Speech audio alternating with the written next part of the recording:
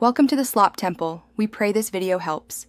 You start by fixing your wake time and treating it like an immovable appointment. This anchors your rhythm.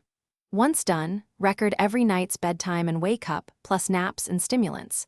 Make sure to log context, exercise, alcohol, and light exposure matter. Don't fine-tune now. Focus on collecting clean data for 10-14 days.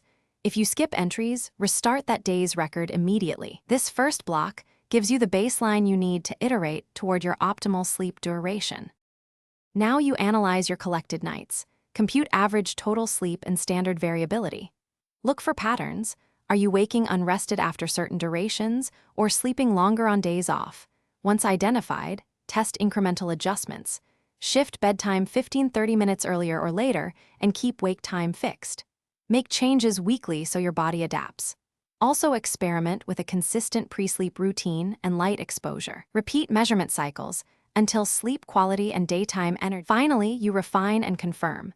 Sustain the candidate's sleep duration for 3 weeks and watch daytime alertness, mood, and performance. If results remain inconsistent, make smaller half-hour shifts and inspect sleep latency and REM distribution. Make sure to control light exposure and avoid late caffeine or heavy meals. If you still struggle, frequent awakenings, extreme tiredness, or snoring, seek professional evaluation for sleep disorders. Remember, incremental change, consistent measurement, and addressing underlying issues complete the process. Thanks for watching. Consider subscribing if we helped you.